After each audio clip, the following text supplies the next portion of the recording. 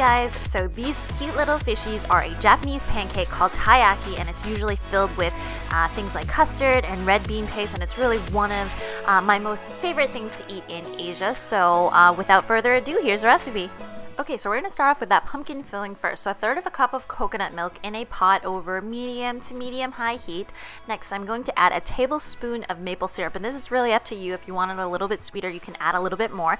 This is the slurry, 2 tablespoons of almond milk with 1.5 teaspoons of cornstarch. You just want to mix it up and make sure that there's no lumps, and then bring this guy to kind of a small boil. Again, all of the recipe and the ingredients will be down on the bottom, so no need to really worry too much about taking all of this down. Next, when that mixture has thickened and cooled off, you want to take it off of the heat and add 1 teaspoon of earth balance and then 1/4 teaspoon of pumpkin spice. And really, a pumpkin filling, I mean, pumpkins don't really have that much flavor per se, so I think most people, what they really like is actually that pumpkin spice.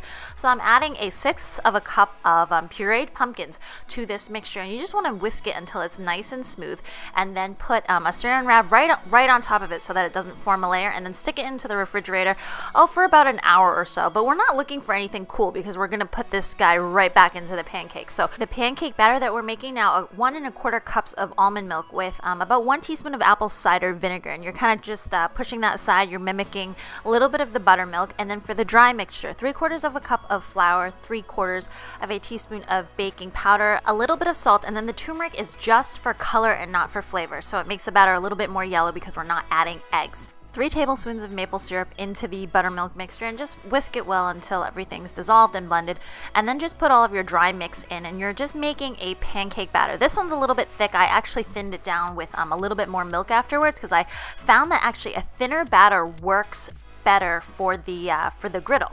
So this is the taiyaki griddle. You want to do this over medium heat. Medium high will actually kind of burn it. So you can see what I'm doing.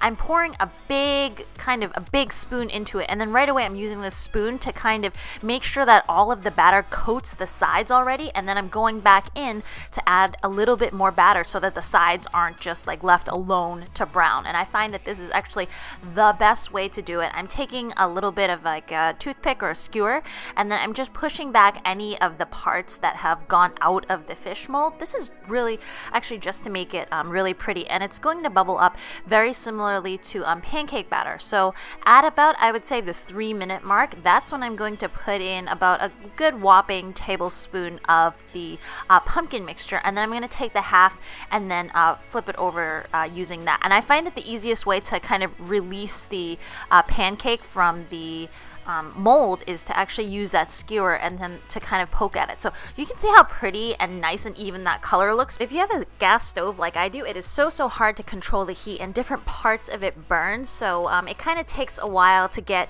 a handle for how much heat you need and how long to really cook it for each time, but it's about 3 minutes each.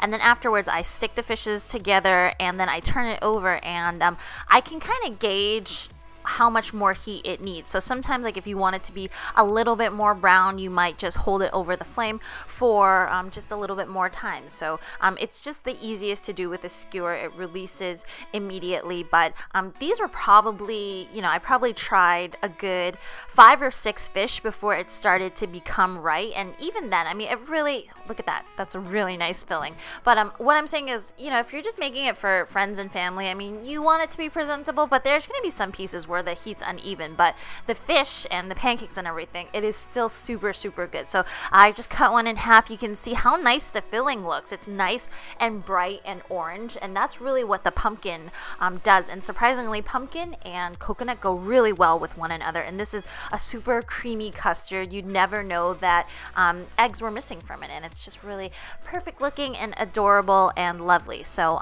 anyways guys, there you go, my pumpkin cream taiyaki. It's really perfect for the fall, perfect for any time of the year actually. It's one of my favorite things that I have when I'm in Asia because it's not too sweet, and it mixes something kind of nice and crispy and light on the outside with a creamy filling center, which everybody loves. As usual guys, if you happen to like recipes like this, please hit like and subscribe, and I will see you guys again next time. Bye!